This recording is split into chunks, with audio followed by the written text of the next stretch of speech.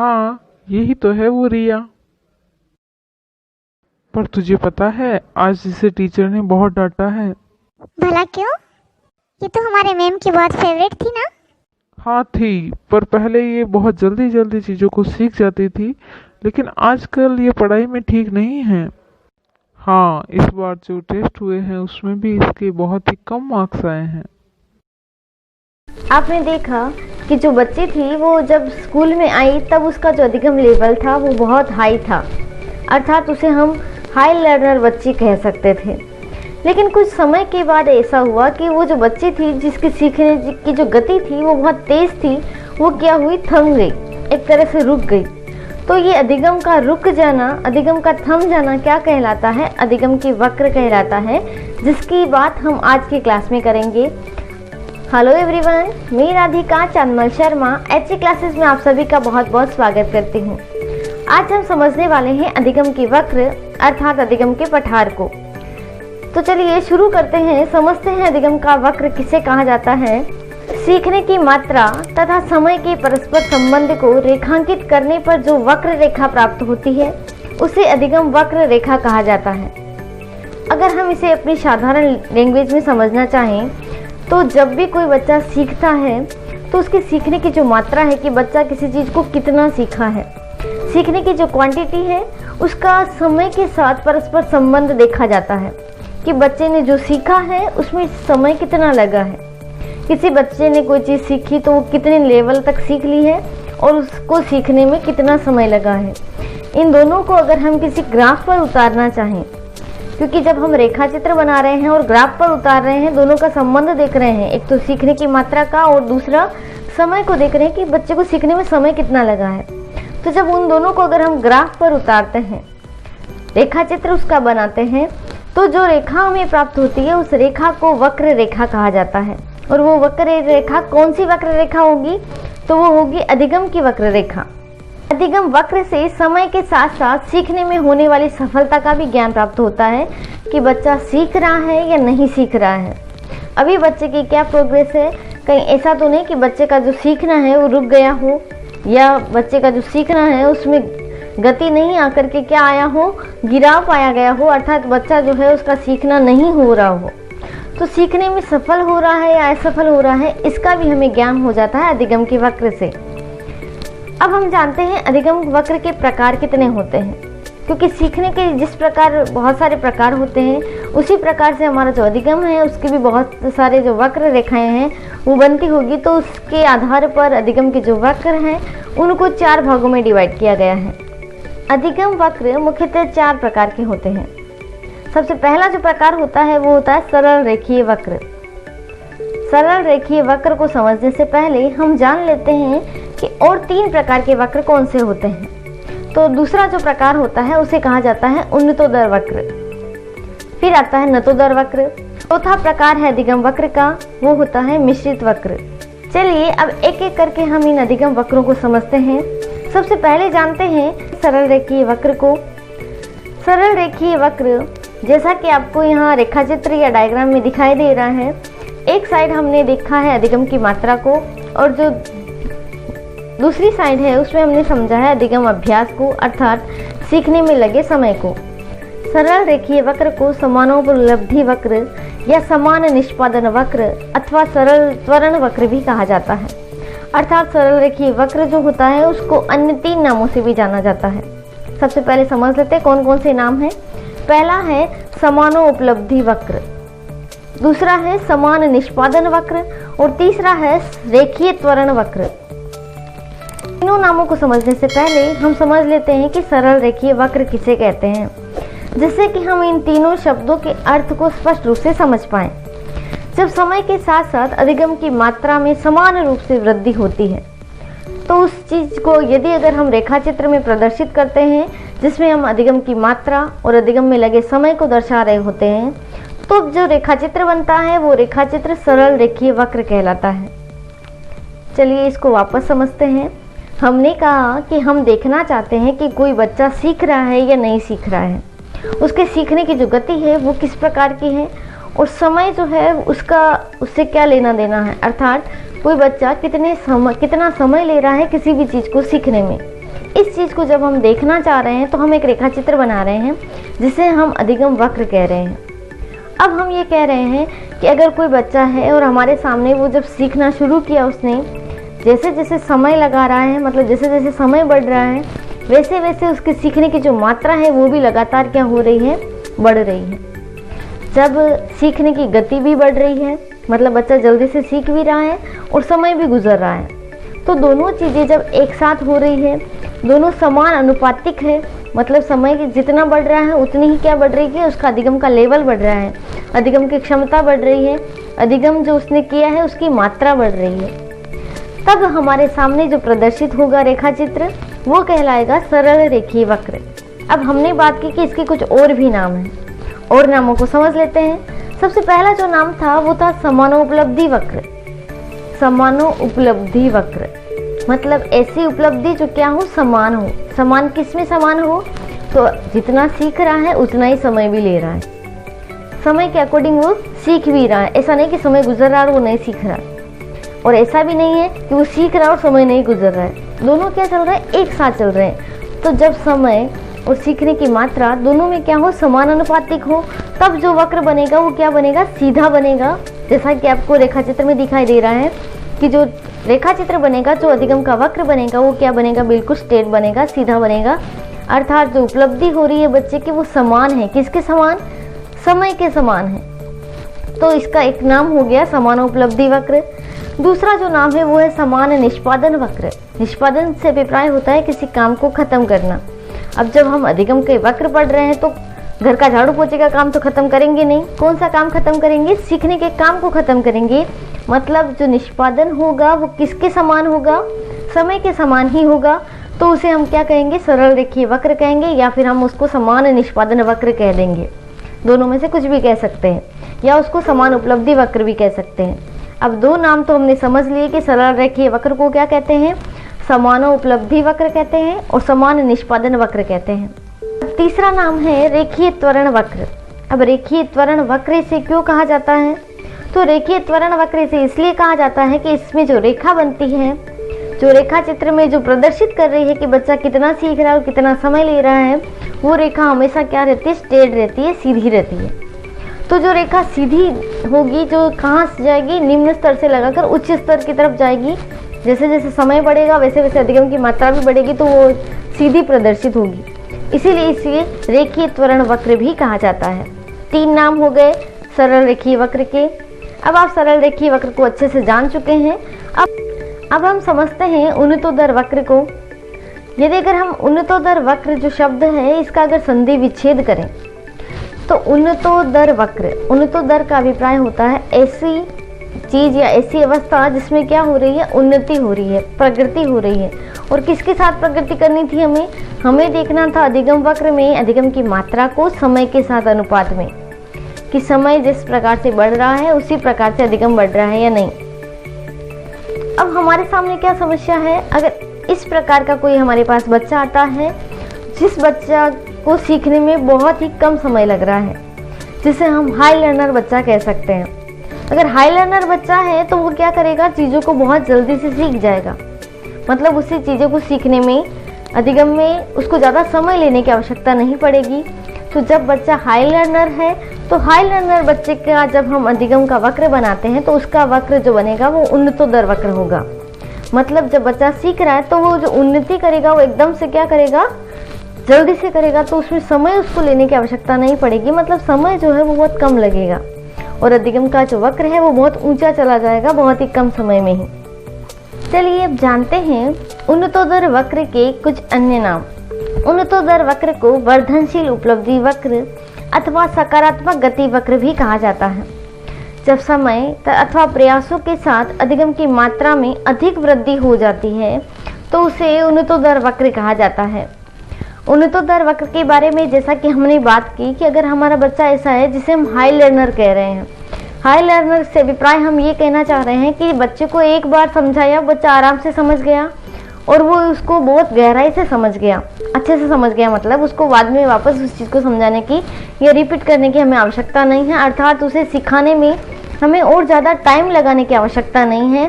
तो वो जो बच्चा होगा उसका जो वक्र बनेगा अधिगम का वो बनेगा उन्नतोदर वक्र, अर्थात बच्चा समय कम ले रहा है और जल्दी सीख रहा है। तो इसे हमने क्या कहा, इसे हम सकारात्मक गति वक्र कह रहे हैं और वर्धनशील उपलब्धि कह रहे हैं। वर्धनशील का अर्थ होता है ऐसी गति या ऐसा सीखना, ऐसी उपलब्धि जो क्या हो रही हो, वर्धनशील कर रही हो। वर्धन का अभिप्राय होता है बढ़ना। ऐसा अधिगम जो बढ़ रहा हो, जो उपलब्धि दे रहा हो, और उस वक्र को अगर हम प्रदर्शित करते हैं जो समय भी कम ले रहा हो और जल्दी से सीख रहा हो, तो उस अधिगम वक्र को हम उन्नतोदर वक्र कहते हैं। हमने बात की कि जब बच्चा बहुत अच्छा है, हाई लर्नर है, बहुत जल्दी से चीज़ों को सीखता है, समय कम ले रहा है और जल्दी सीख रहा है, अच्छे से सीख रहा है, तो उसका जो वक्र बनेगा वो उन्नतोदर बनेगा। अब हम बात करते हैं नतोदर वक्र की। नतोदर वक्र जो होता है उसमें क्या होता है, हमारा जो बच्चा है वो समय तो अधिक ले रहा होता है, लेकिन वो सीख बहुत धीरे धीरे रहा होता है। अब समझते हैं इससे संबंधित जो अन्य नाम है उनको भी। हम बात करें नतोदर वक्र की, इसे गठनशील उपलब्धि वक्र कहा जाता है या नकारात्मक गति वक्र भी कहा जाता है। अब इसको जब हम समझ रहे हैं, हमने कहा उन्नतोदर, इसे कह रहे हैं नतोदर। ये एक तरह से क्या लग रहे हैं अपने को, विलोम शब्द लग रहे हैं, उन्नतोदर और नतोदर। अब हमने उसमें बात की थी कि उसके जो उपनाम थे वो थे वर्धनशील उपलब्धि वक्र। यहाँ हम कह रहे हैं वर्धनशील नहीं है, बढ़ नहीं रहा है, क्या हो रहा है, घट रहा है, तो गठनशील उपलब्धि वक्र है ये। उसे हम सकारात्मक गति वक्र कह रहे थे, जबकि नतोदर जो वक्र है उसे हम नकारात्मक गति वक्र कह रहे हैं। तो इन शब्दों से, इन उपनामों से अपने को पता चल रहा है कि ये क्या है, एक दूसरे के विलोम है, एक दूसरे के बिल्कुल उल्टे हैं। तो जब ये एक दूसरे के उल्टे हैं और उसमें हमने कहा कि वो हमारा हाई लर्नर बच्चा है, हाई लर्नर जो बच्चा होगा उसका जो अधिगम वक्र बनेगा वो कैसा बनेगा, उन्नतोदर बनेगा। तो अब यहाँ पर हमारा जो बच्चा है वो किस प्रकार का होना चाहिए, आप बिल्कुल सही समझ रहे हैं। या हमारा जो बच्चा है वो बहुत ही लो लर्नर है, मतलब स्लो लर्नर है, बहुत ही धीरे धीरे चीज़ों को सीखता है। उसको कोई भी चीज़ सीखनी है तो उसमें क्या लगाना पड़ेगा, हमें बहुत टाइम लगाना पड़ेगा, बहुत टाइम के बाद वो बच्चा सीख पाएगा। तो इससे जो वक्र हमें प्राप्त होता है, जब हम स्लो लर्नर बच्चे का वक्र जब हम बनाते हैं, जिसमें समय भी ले रहा है बच्चा और सीख भी रहा है, लेकिन उसकी जो गति है वो बहुत क्या होगी, धीरे धीरे होगी, मतलब बच्चा धीरे धीरे सीखेगा, समय लेगा। ठीक है, जब समय तथा प्रयासों के साथ अधिगम की मात्रा जो है वो धीरे धीरे कम होने लगती है और अंत में ये जो वक्र होता है एक क्षैतिज रेखा अथवा पठार के रूप में हो जाता है, जो इंगित करता है कि अब अभ्यास करने पर भी सीखने की मात्रा में कोई उन्नति करना संभव नहीं है। ऐसा अधिकांशतः तब होता है जब या तो हमारा जो बच्चा है जिसको हम सिखा रहे हैं, जो बच्चा अधिगम कर रहा है, उस बच्चे की जो सीखने की क्षमता है वो बहुत धीरे हो, स्लो हो, जिसे हम स्लो लर्नर बच्चा कहते हैं। ये हम बात पहले ही कर चुके हैं। लेकिन कई बार क्या होता है, हमारे सामने इस प्रकार के बच्चे भी आते हैं जिनमें सीखने की किसी प्रकार की असमर्थता होती है, जिसे डिसेबिलिटीज़ कहा जाता है। अब कोई बच्चा ऐसा है जो डिसेबिलिटीज़ के साथ हमारे साथ है, उसको जब हम सिखा रहे हैं तो जो चीज़ें वो सीख सकता है उनको तो वो सीख जाएगा, लेकिन उसकी डिसेबिलिटी जहाँ से शुरू हो जाएगी, अर्थात जहाँ उसकी सीमा जो है सीखने की वो समाप्त हो जाएगी, वहाँ पर उसका जो वक्र होगा वो क्या रहेगा, पठार का रूप ले लेगा। तो अब हम जानेंगे अधिगम का वक्र अर्थात पठार किसे कहते हैं। उससे पहले हम अभी समझ लेते हैं कि जो चौथा प्रकार होता है मिश्रित वक्र, वो कौन सा होता है। जो मिश्रित वक्र है उसमें क्या होगा, हमारा जो अधिगम का वक्र है वो कुछ इस प्रकार का बनेगा, जैसा कि आपको रेखा चित्र में दिखाई दे रहा है। हमारा जो अधिगम का वक्र है वो मिश्रित वक्र में एस प्रकार का हो जाएगा। अब एस प्रकार का हो रहा है तो एक नाम हो जाएगा इसका कि इसे एस टाइप का जो वक्र है वो कहते हैं। वास्तव में ये नतोदर तथा उन्नतोदर वक्र दोनों का क्या है, मिला जुला रूप है। ये ऐसा वक्र होगा जिसमें हमारा बच्चा उन्नति भी करेगा, अवनति भी करेगा, मतलब सीखेगा भी, रुकेगा भी, वापस सीखेगा। इस प्रकार का जो वक्र बनेगा वो बनेगा एस प्रकार का वक्र अर्थात मिश्रित वक्र। अभी तक हमने समझा कि अधिगम के वक्र किसे कहा जाता है और उसके साथ साथ हमने ये भी जाना कि अधिगम वक्र जो होते हैं उसके 4 प्रकार होते हैं। हमने कहा एक ऐसा वक्र होता है जो सरल रेखीय वक्र होता है, इसमें हमारे क्लास के जो औसत बच्चे होते हैं वो आते हैं। फिर हमने कहा कि एक ऐसा वक्र जिसमें क्या होता है, बच्चा बहुत जल्दी सीखता है और समय कम लेता है, जिसे हम उन्नतोदर वक्र कहते हैं। उसके जो उपनाम थे वो थे वर्धनशील वक्र और सकारात्मक वक्र। उसके बाद हमने कहा कि एक वक्र ऐसा बनता है जिसे हम नतोदर वक्र कह सकते हैं, अर्थात नतोदर वक्र कहते हैं जिसे नकारात्मक वक्र भी कहा जाता है, घटनशील वक्र भी कहा जाता है, जिसमें बच्चा समय तो लेता है लेकिन उसकी सीखने की जो गति है वो बहुत धीरे होती है या फिर गति उसकी रुकी जाती है। टाइम बढ़ रहा है लेकिन सीख कुछ नहीं रहा है बच्चा। तो इस प्रकार का जो वक्र होगा वो नतोदर वक्र कहलाएगा। और अब हम बात कर रहे हैं मिश्रित वक्र की।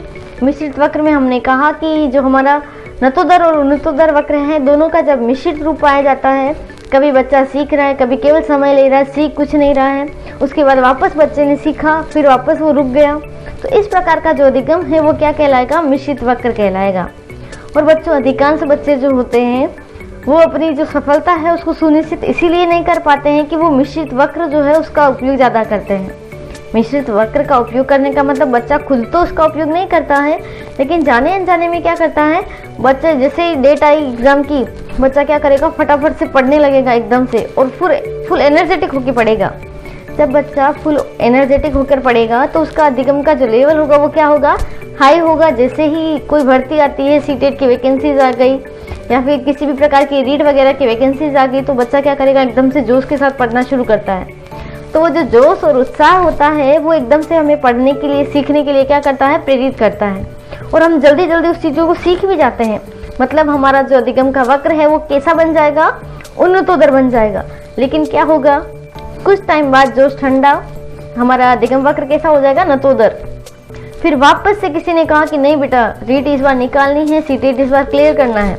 तो जब सीटेट क्लियर करना है, ये चीज़ वापस से जैसे आपके दिमाग में आई, जैसे ही आपको प्रेरणा मिली, आप वापस से खड़े होंगे, वापस से पढ़ाई करेंगे, एकदम से तैयारी करने लगेंगे, फिर वापस गुब्बारे की हवा निकल जाएगी, तो आप वापस क्या हो जाएंगे? सुस्त हो जाएंगे। मतलब आपकी जो तैयारी थी एकदम से गति पकड़ने के साथ ही क्या हो जाएगी? रुक जाएगी। तो इस प्रकार के जो बच्चे होते हैं, इस वजह से कई बार क्या होता है, मिश्रित प्रकार का वक्र बनता है। अपने को ऐसा नहीं करना है। जो बच्चा अब तैयारी करना शुरू कर चुका है उसे क्या करना है? लगातार तैयारी करनी है और बहुत अच्छे से तैयारी करनी है। अगर आप अपने अधिगम को सकारात्मक बनाना चाहते हैं, रिजल्ट को सकारात्मक बनाना चाहते हैं, उन्नति अगर करना चाहते हैं, तो हमें किस प्रकार के वक्र का अपने जीवन में, अपने अधिगम में उपयोग करना पड़ेगा? तो हमारा अधिगम का जो वक्र है वो कैसा बनना चाहिए? उन्नतोदर वक्र ही बनना चाहिए। ठीक है, तभी हम अपनी जो सफलता है उसको प्राप्त कर पाएंगे। अब हम जानते हैं अधिगम के जो पठार बनते हैं उसके क्या कारण हैं, अर्थात ऐसे कौन से कारण हैं जिसकी वजह से जो बच्चा एकदम उत्साह में था, एकदम से गुब्बारे में पिन चुभ गई हो और हवा निकल गई हो, ऐसा क्यों हो जाता है? समय तो बढ़ रहा है लेकिन बच्चा सीख क्यों नहीं रहा है? जब समय बढ़ रहा है और बच्चा नहीं सीख रहा है तो उसे हम क्या कहते हैं? अधिगम के पठार कहते हैं। अब हम समझते हैं अधिगम के पठार जो बनते हैं उसके कारणों को। तो पहले समझ लेते हैं कि अधिगम के पठार किसे कहा जाता है।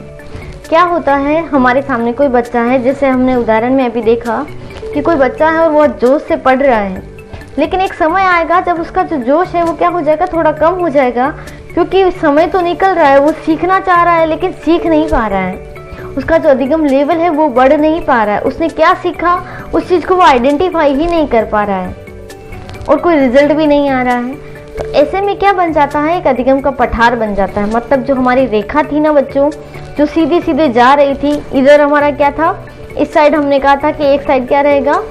सीखना रहेगा, कि सीखने की मात्रा रहेगा कि बच्चा कितना सीखा है। और हमने कहा कि नीचे जो रेखा होगी उसमें हम समय को प्रदर्शित करेंगे, मतलब नीचे समय जो है वो प्रदर्शित रहेगा। अब समय बढ़ रहा है लेकिन बच्चा सीख नहीं रहा है, बच्चे के सीखने में गति नहीं हो रही है। तो गति नहीं होने के क्या कारण है उनको समझना है। अब गति नहीं होगी, उसमें जो पठार बनेगा, मतलब जो अधिगम का वक्र बनेगा वो कैसा बनेगा? ऊपर जाएगा और जाते जाते क्या बन जाएगा? सीधा पैरेलल चलने लग जाएगा। अब ऊपर नहीं बढ़ रहा, पैरेलल चलने लग गया। पठार किसे कहते हैं? पर्वत और पठार में क्या अंतर होता है? सिर्फ इतना ही कि पर्वत में क्या रहता है, जब चढ़ाव आता है, मतलब कोई भी समतल मैदान है उसमें जब आप गए तो समतल मैदान में अगर पर्वत आता है तो पर्वत के लिए आपको क्या करना पड़ेगा? सीधी और खड़ी चढ़ाई होती है। लेकिन पठार जो होता है उसमें सीधी और खड़ी जो चढ़ाई है वो नहीं होती है। आपको एक बार ऊपर जाना है और उसके बाद उसकी जो ऊपर चोटी रहती है वो चोटी नहीं रह करके क्या रहता है, वहाँ पर फ्लैट रहता है। मतलब अब सीखने की जो सीमा है, टाइम तो बढ़ रहा है लेकिन सीखने की जो मात्रा है वो नहीं बढ़ पा रही है। तो जब सीखने की मात्रा नहीं बढ़ रही तो वहाँ पर बन जाता है अपना अधिगम का पठार। तो उसके जो कारण, सबसे पहला जो कारण है वो है सीखने की अनुचित विधि।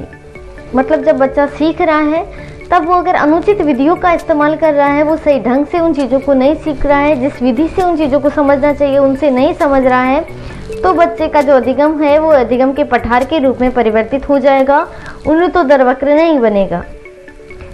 जैसे बहुत सारे बच्चे ऐसे होते हैं जो ट्रिक के माध्यम से समझते हैं, ट्रिक के माध्यम से पढ़ते हैं। वैसे ट्रिक के माध्यम से समझते हैं ये शब्द मैंने गलत यूज़ कर लिया है। ट्रिक के माध्यम से कभी भी समझा नहीं जाता है, ट्रिक के माध्यम से सदैव रटा जाता है। तो जब ट्रिक के माध्यम से बच्चा चीज़ों को रट रहा है तो बच्चे का जो सीखना है वो किसके अंदर परिवर्तित हो जाएगा, अधिगम के पठारों में परिवर्तित हो जाएगा। बच्चे का जो सीखना है वो सीखना नहीं होगा, मतलब उसमें गति नहीं आ पाएगी। पहला जो कारण है वो ये है कि सीखने की अनुचित विधि का इस्तेमाल करना। दूसरा जो कारण है वो है पुरानी आदतों का नई आदतों से संघर्ष। अब अपना बच्चा तैयारी करना चाहता है सीटेट की, क्लियर करना चाहता है सीटेट को, लेकिन उसकी पुरानी आदत है कि वो उठ नहीं पाता है। जब सो जाता है या फिर उसको नींद बहुत ज़्यादा आती है, उसका सोने का रूटीन अलग है और बाहर शोर शराबा जो हो रहा है वो अलग है। तो उन दोनों की वजह से क्या हो रहा है, संघर्ष हो रहा है। बच्चा चाहता है कि वो अधिगम करे लेकिन उसकी आदतें खराब है, उसकी आदतें इस प्रकार की बन गई कि वो उठ नहीं पाता है, आलसी है। उसकी आदत, मतलब उसकी जो आदतें हैं उसमें आलसपन बहुत ज़्यादा है, तो वो भी उसको क्या करेगी, नुकसान पहुंचाएगी, उसके अधिगम में एक पठार ला देगी जो उसके अधिगम को बढ़ने में क्या कर देगा, बढ़ने में बाधित कर देगा या अधिगम के लेवल को बढ़ने से रोक देगा। तो पुरानी आदतों का नई आदतों से जो संघर्ष है वो एक महत्वपूर्ण कारण है हमारे पठारों को बनने में। तो हमें क्या करना चाहिए, हमारी जो पुरानी आदतें हैं उनको बिल्कुल छोड़ देना चाहिए, संघर्ष नहीं होने देना चाहिए। झगड़ा तो हमेशा बुरा ही होता है, चाहे वो आपकी आदतों का हो, नई आदतों से, या फिर क्योंकि बेटा अगर आपकी पुरानी आदत बन चुकी है ना बहुत देर तक सोने की, तो आप समय पर उठना चाह रहे हैं, नई आदत को बनाना चाह रहे हैं, लेकिन वो पुरानी आदत क्या हो जाएगी, नई आदत पर हावी हो जाएगी, तो उसकी वजह से भी बच्चा नहीं सीख पाता है। जो नेक्स्ट कारण है वो है कार्य की जटिलता। मतलब हम बच्चे को ऐसी चीज़ सिखाना चाह रहे हैं जो बच्चे के लिए टफ पड़ रही है, बच्चे को वो बहुत ज़्यादा हार्ड लग रही है, तो ऐसे में बच्चे की रुचि जागृत नहीं हो पाएगी, बच्चे में उत्साह जो है, उमंग जो है वो क्या हो जाएगी, कम हो जाएगी, जिसके कारण बच्चे की जो सीखने की क्षमता है वो क्या हो जाएगी, कम हो जाएगी। तो अधिगम का जो पठार है वो बन जाएगा। नेक्स्ट कारण है जटिल कार्य के एक पक्ष पर ध्यान देना। क्योंकि जब हम बच्चे को समझा रहे हैं, देखिए सुबह जल्दी उठना और जल्दी उठ करके पढ़ाई करना ये एक जटिल कार्य है ऐसे बच्चे के लिए जिसकी पुरानी आदत है लेट तक सोना, ये हमने समझा था। हमने कहा कि अब कार्य जटिल है, पढ़ना बहुत जटिल है, क्योंकि पढ़ने के लिए क्या करना पड़ता है, आपको थोड़ी मेहनत करनी पड़ती है, उठना पड़ता है, बहुत जोर भी आता है, आलस भी आते हैं, लेकिन उसके लिए हमें क्या करना पड़ेगा, पढ़ाई करनी पड़ेगी। क्योंकि हमें क्या चाहिए, सरकारी जॉब चाहिए, तो उसके लिए हमें क्या करना पड़ेगा, कार्य की जो जटिलता है उसको समझना पड़ेगा और जटिल कार्य के केवल एक पक्ष पर ध्यान नहीं देना है। जो विषय वस्तु हमारे लिए जटिल है उस विषय वस्तु को इस प्रकार से समझना कि वो हमारे व्यवहारिक जीवन में कहाँ काम आ रही है। जब हम इस चीज़ को समझ जाते हैं तो हमारे लिए जो चीज़ें हैं वो बहुत ज़्यादा क्या हो जाती है, आसान हो जाती है। तो जब हम बच्चे को पढ़ा रहे हैं, बच्चे का अधिगम करा रहे हैं, तो केवल जटिल कार्य के ऊपर ही ध्यान नहीं देना है, जटिल कार्य के जो दूसरे पक्ष हैं उनके ऊपर ध्यान देना है। जब उन पर ध्यान दिया जाएगा तो बच्चे के लिए वो जो जटिलता होगी वो क्या हो जाएगी, कम हो जाएगी। ये जो कारण है ये सीधा सीधा यही कहना चाह रहा है कि कई बार क्या होता है, बच्चे को बता दिया जाता है कि बेटा मैथ्स बहुत टफ है, इस पर ध्यान दो। पेरेंट्स भी कह रहे हैं मैथ्स बहुत टफ है, टीचर्स भी कह रहे हैं मैथ्स बहुत टफ है, आपको ध्यान देना है। तो इससे क्या होता है, बच्चे की मेंटेलिटी बन जाती है कि मैथ्स बहुत टफ है। अब जब बन गई मेंटेलिटी तो उसके बाद क्या होगा, वो बच्चे को काम जटिल लगेगा ना, तो क्या होगा, बच्चा सीखना स्टार्ट करेगा और उसके बाद क्या हो जाएगा, वो रुक जाएगा। मतलब उसका जो सीखना है उसकी मात्रा नहीं बढ़ेगी, केवल समय बढ़ेगा। तो जटिल कार्य का जो केवल एक पक्ष है उसी पर ध्यान दिया है बच्चे ने, तो हमें ऐसा नहीं करना है। हमें क्या करना, जब हम बच्चे को पढ़ा रहे हैं तो हमें बच्चे को जटिल जो कार्य है उसके विभिन्न जो पक्ष है उनके बारे में भी बताना है। उसे बताना है कि बेटा ये आपके लिए बहुत महत्वपूर्ण है और ये टफ है, लेकिन इस प्रकार से टफ नहीं है कि आप इसको पढ़ नहीं सकते या समझ नहीं सकते। उसे हमें इंटरेस्टिंग तरीके से समझाना है, अलग अलग विधि का इस्तेमाल करके सिखाना है, तो हम उस कारण को रिमूव भी कर सकते हैं। नेक्स्ट जो कारण है वो है शारीरिक सीमा। शारीरिक सीमा के कारण कई बार अधिगम के पठारों को देखा जाता है। कोई बच्चा ऐसा है जो देख नहीं सकता है, तो देखने से संबंधित जो अधिगम होगा उसको सीखने में उसको बहुत टाइम लगेगा और कई बार वो उन चीज़ों को नहीं सीख पाएगा क्योंकि वो उन चीज़ों को देख ही नहीं रहा है। अब जब वो देख नहीं रहा है तो देखने से संबंधित जो चीज़ें हैं उनको वो कभी नहीं सीख पाएगा। तो बाकी चीज़ें सीखने के बाद क्या होगा, उसका जो अधिगम होगा वो एक पठार का रूप ले लेगा। बहुत सारे बच्चे होते हैं जिनमें किसी न किसी प्रकार की डिसेबिलिटीज़ होती है, तो डिसेबिलिटीज़ वाले जो बच्चे हैं, जिसमें विकलांगता वाले जो बच्चे हैं, उनकी जो शारीरिक सीमा है वो वहाँ तक ही सीख पाते हैं, उससे ज़्यादा नहीं सीख पाते हैं। जानते हैं पठार बनने से संबंधित अन्य कारकों में पहला है परिपक्वता का अभाव।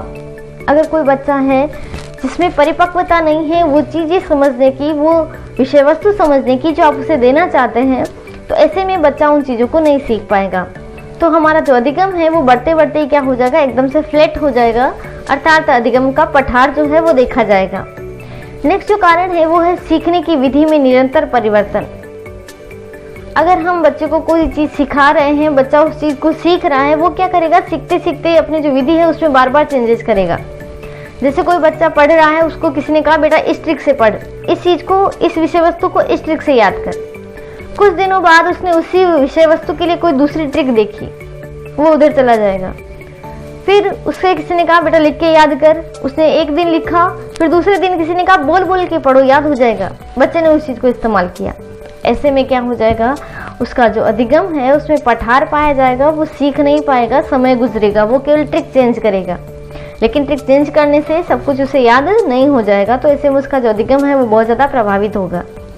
उसके बाद जो अन्य कारक है उसमें है कार्य के किसी महत्वपूर्ण भाग को सीखने में विफलता। जैसे कोई बच्चा है जो सीख रहा है, क्लासेस ज्वाइन कर ली उसने, लेकिन जब उस क्लास का इंट्रोडक्शन हुआ, क्लास के जो भूमिका बनाई गई कि ये जो विषय वस्तु है वो क्या है, उस दिन वो नहीं आया।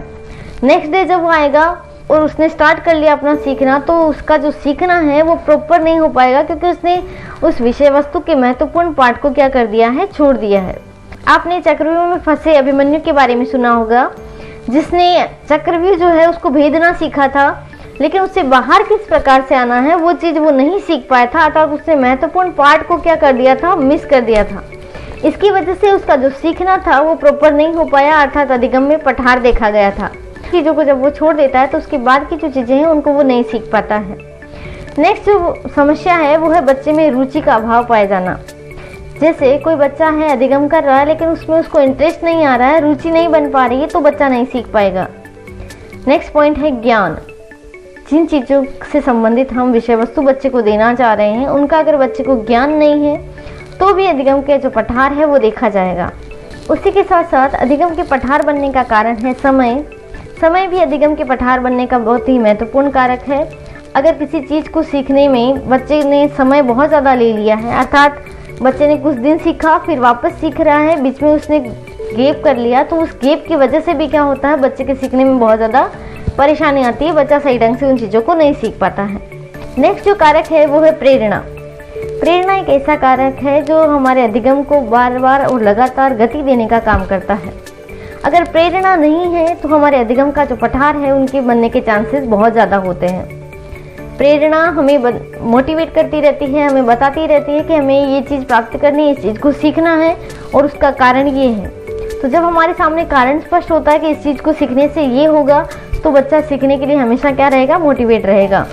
तो अधिगम का जो वक्र है वो लगातार उन्नतोदर बढ़ेगा, अपना जो पठार है वो नहीं बनेगा। उसके बाद नेक्स्ट जो कारण आता है वो आता है जिज्ञासा। बच्चे के सीखने की अगर जिज्ञासा है तो बच्चा जल्दी से सीख जाएगा, और अगर जिज्ञासा नहीं है तो समय गुजरेगा तो गुजरता रहेगा, बच्चा कुछ भी नहीं सीख पाएगा। तो पठार जो है वो बन जाएगा। अधिगम का पठार कब देखा जाता है, जब बच्चे में जिज्ञासा नहीं होती है, बच्चे में रुचि नहीं होती है, बच्चे में उत्साह नहीं होता है, प्रेरणा नहीं होती है। अब बात करेंगे उद्देश्य का अभाव। कई बार बच्चा किसी चीज़ को सीख रहा है, उस सीखना क्यों है ये जब स्पष्ट नहीं हो पाता है तो बच्चा उस चीज़ को नहीं सीख पाता है। बच्चे के लिए जानना ज़रूरी है कि उसको ये क्यों सीखना चाहिए। जब वो समझ आता है कि उसे क्यों सीखना है, तब बच्चा जो है उसका अधिगम लेवल जो है वो बढ़ता जाता है, अधिगम के जो पठार हैं वो नहीं पाए जाते हैं। नेक्स्ट जो कारण है वो है थकान। जब बच्चा बहुत देर तक समझ रहा है, सीख रहा है, लेकिन जब वो थक गया है उसके बाद भी जब उसे पढ़ाया जाता है तो बच्चा उन चीज़ों को नहीं समझ पाता है, फिर वो चीज़ें बच्चे के सिर से ऊपर जाती है। तो थकान, निराशा, उदासीनता, अस्वस्थता भी ऐसे कारक हैं जो अधिगम के पठारों के निर्माण में अपनी महत्वपूर्ण भूमिका जो है वो निभाते हैं। अगर कोई बच्चा ऐसा है जिसने तैयारी की, नहीं हुआ, तैयारी की वापस फिर भी उसका सिलेक्शन नहीं हुआ, फिर तैयारी की फिर भी सिलेक्शन नहीं हुआ, तो बच्चा क्या हो जाता है, निराश हो जाता है। अब समय निकल रहा है, मन के अंदर बहुत ज़्यादा निराशा है, तो फिर वो उस बच्चे के अधिगम के पठार बनने के चांसेस बहुत ज़्यादा हो जाते हैं। मतलब वो जो बच्चा सीखेगा उसमें अधिगम के पठारों को देखा जाएगा, बच्चा सही ढंग से नहीं सीख पाएगा।